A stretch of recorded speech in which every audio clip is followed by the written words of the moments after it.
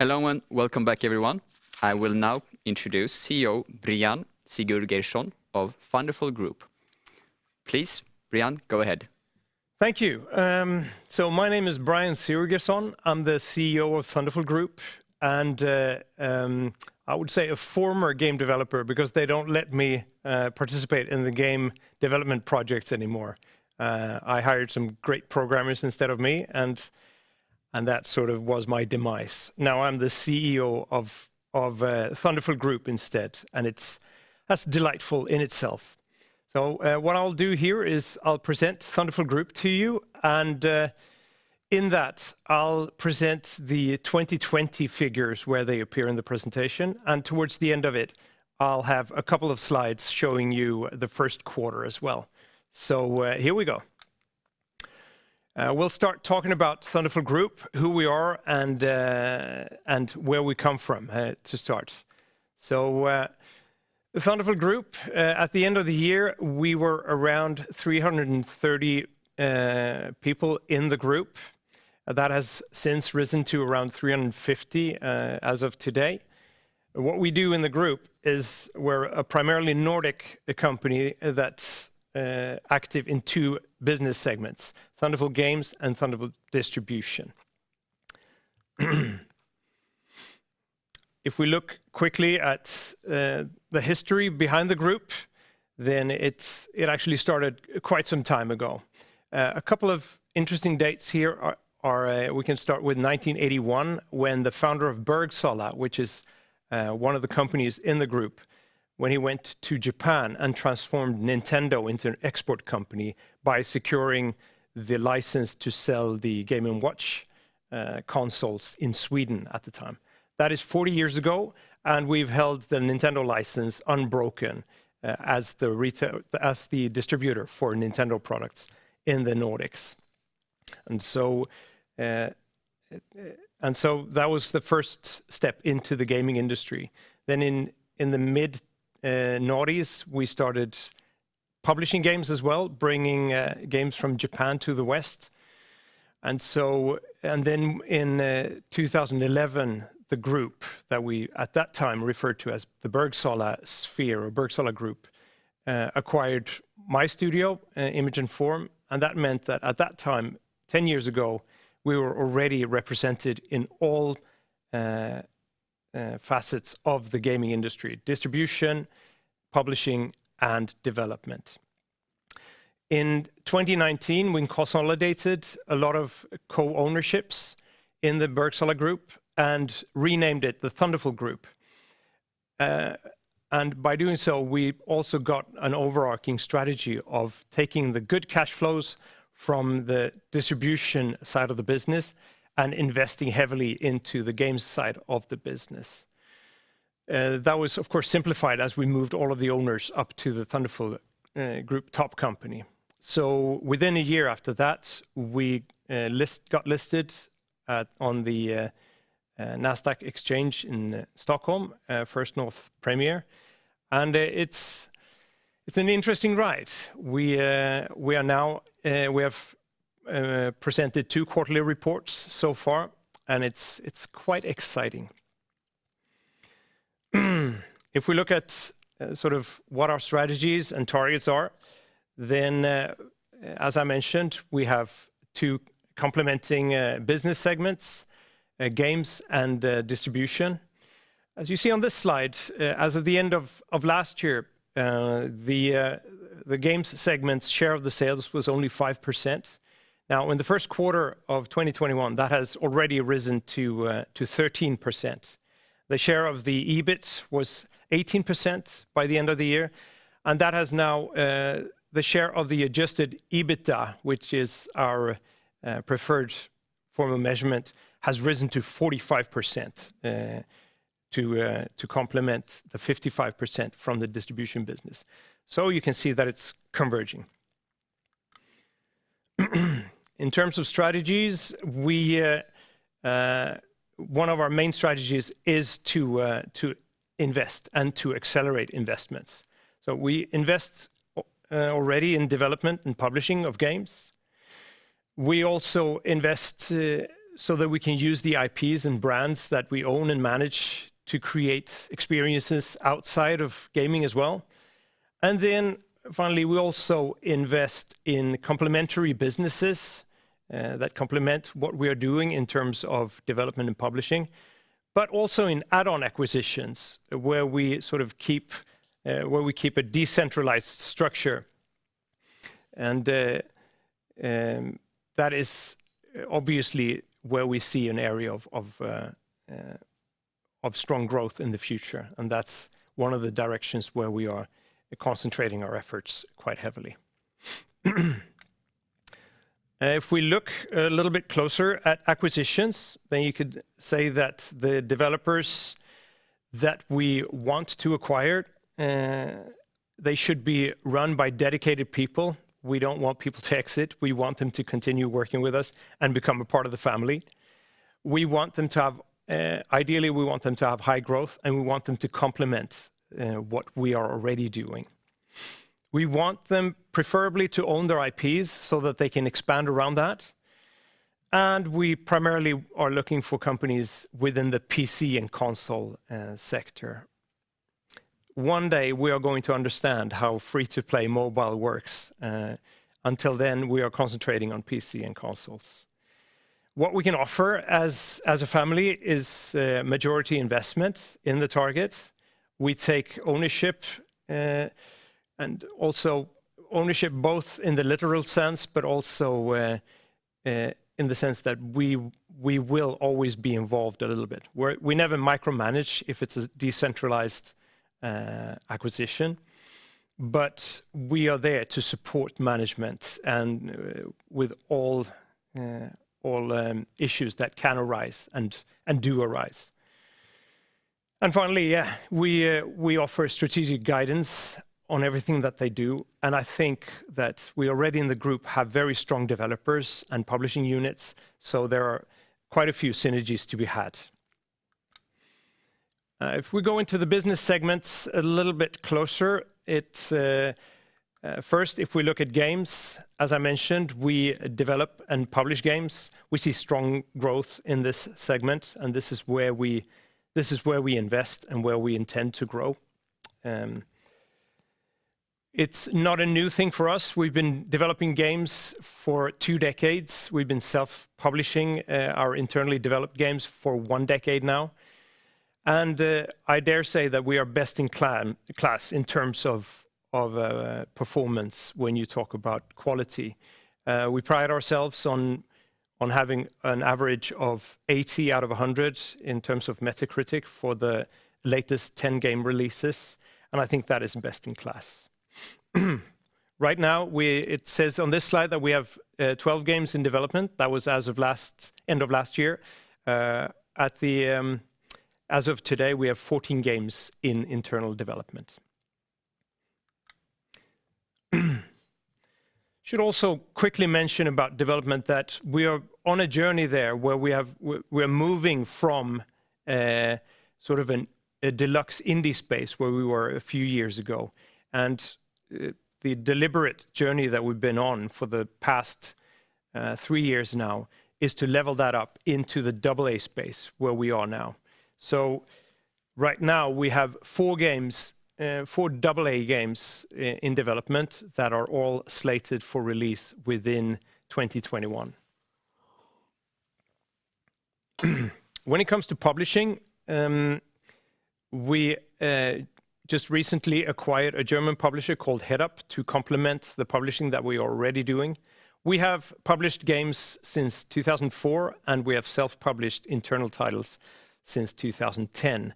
So it's not new to us, but we feel that publishing is moving into a modern era, and we want to be ready to tackle that head on so that we can provide the best services possible when we publish both internal and external games. Finally, on this slide, it says we have invested some 60 million SEK. That is also outdated. In the last few months, we've almost doubled that figure. And then we have the distribution segment, which is operating in the Nordic region, whereas our gaming business, of course, is global. We're selling the games that we make and publish all over the world. Distribution is made up of 3 companies. The first one is Bergsala that I touched on just earlier. It's a company that was started in '76 and has had Nintendo as its sole supplier for 40 years. So since 1981, Bergsala is the company that has provided the Nintendo consoles, games, and game accessories in the Nordics, and now in more recent years, also the Baltic states. So, of course, Bergsala's business is closely tied to how things are going for Nintendo. Another one of the companies in the distribution segment is Amo Toys, which is our Nordic toy distributor.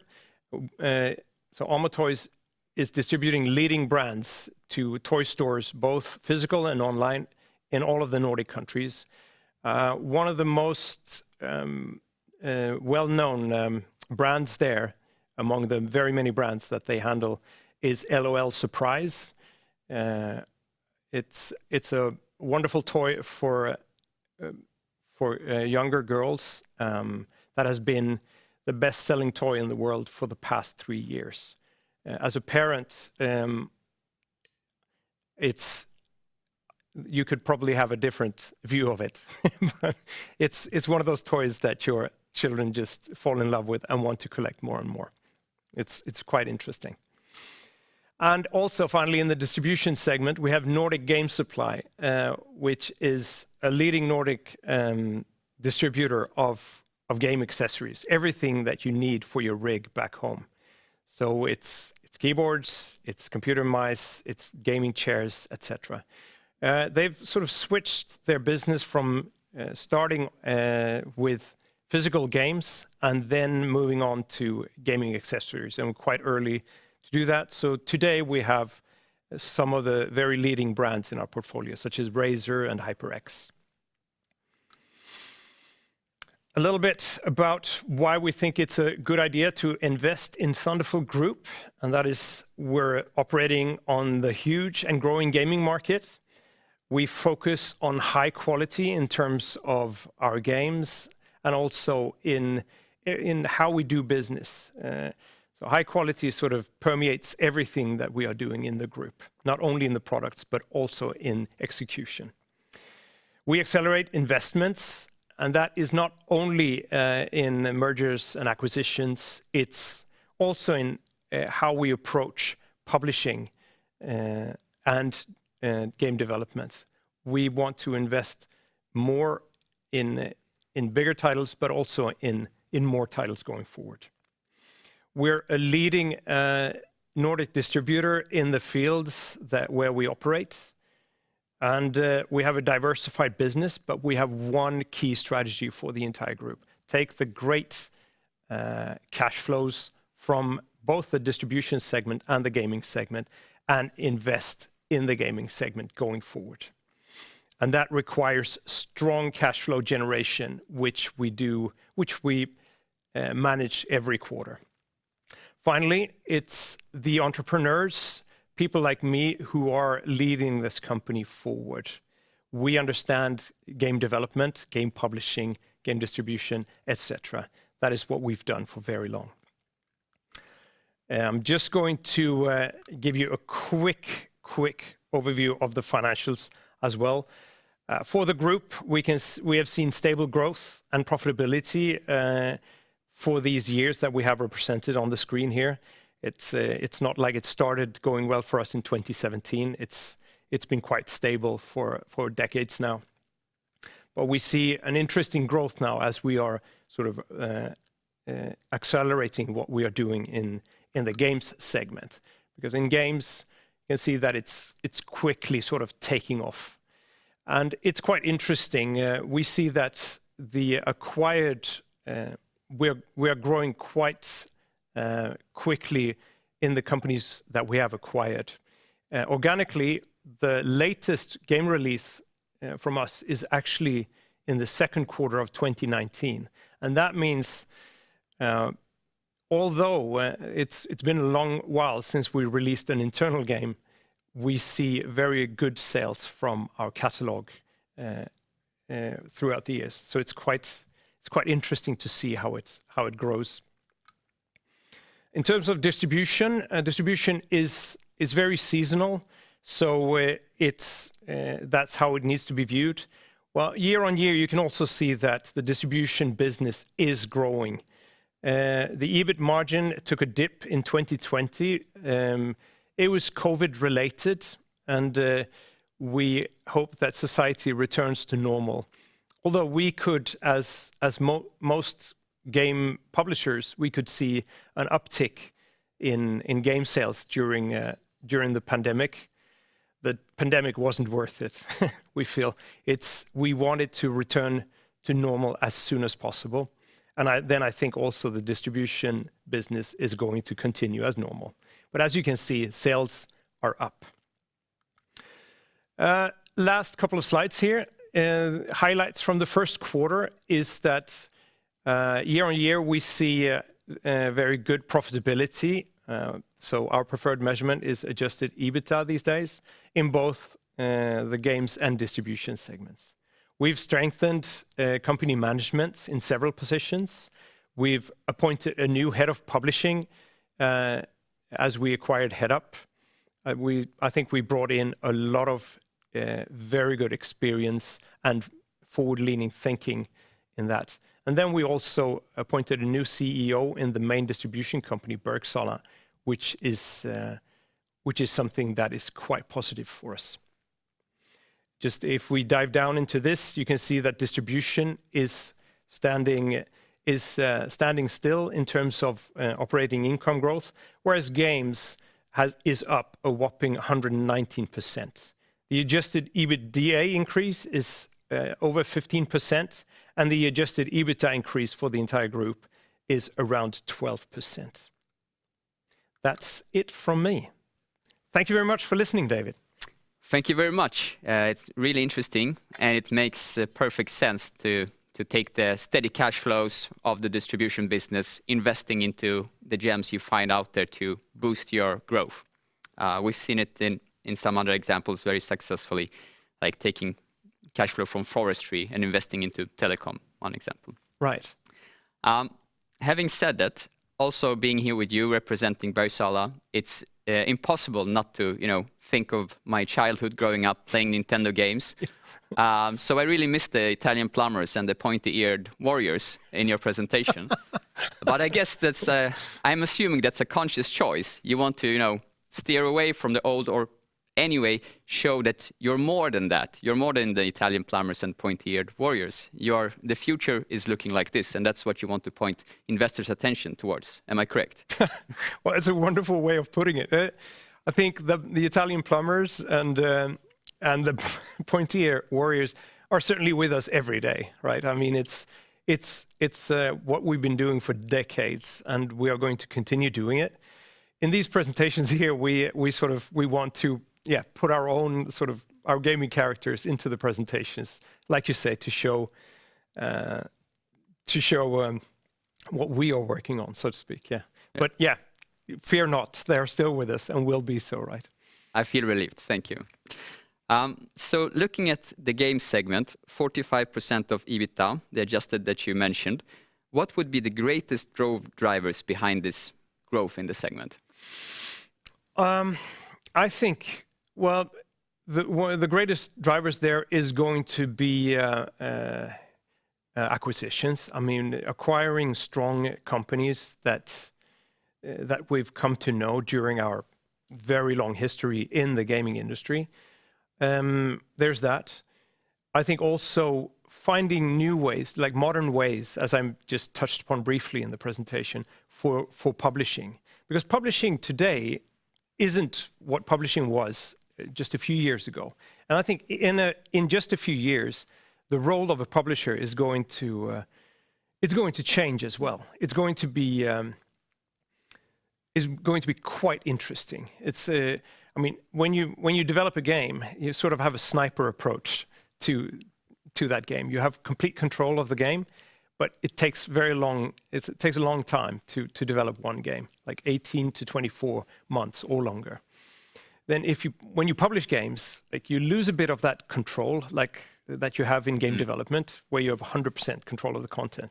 You lose a bit of that control, obviously, but you have more tickets, so to speak, that you can run in parallel. And then I think, or one direction that we are moving in as well is sort of to complement that with investments in games where we talk to publishers who don't feel that they need a publisher per se, but who needs a partner to get their game out there anyway. And then I'm talking about investments in specific game projects. I think there are so many strong game projects out there today where the developer thinks that we don't need a publisher. The game is so strong, so we don't have to give away, so to speak, a bit of the revenues to a publisher. We can do this ourselves. All we need is cash to make the game. And I think we're very well positioned there because we have self-published for a decade. We understand what it means. And in that sense, we as a group can increase the number of tickets that we hold manifold. Great. And you mentioned that you would like to acquire companies that you know well, that you've known for a long time. And that, of course, also makes perfect sense. Are there any others? Any other kind of strategies you do apply when looking for acquisition targets? Certainly. I mean, in some cases, you're subjected to an auction, so to speak. I mean, there are multiple, there are more than one, more than you are talking to a target. I feel that I think everyone who is acquiring companies wants to be sort of alone with the target, so you have time to talk to them in peace and quiet, and so it doesn't become a bidding war and some sort of fear of missing out scenario, right? But yeah, we are obviously talking to agents, we are talking to brokers as well, and it's great because it broadens. You think that you know a lot of people until you get to know more people, so to speak. So it's fascinating also to see, to listen to people that you haven't talked to before, to see what their strategy is and so on. And then you fall in love with them and you want them to join the family as well. Great. It sounds like it's really the road is set for successful acquisitions. Yeah, that's what we'd like to imagine, yeah. So thank you very much for being here and sharing your presentation. And I wish you best of luck on your continued growth journey. Thank you, David.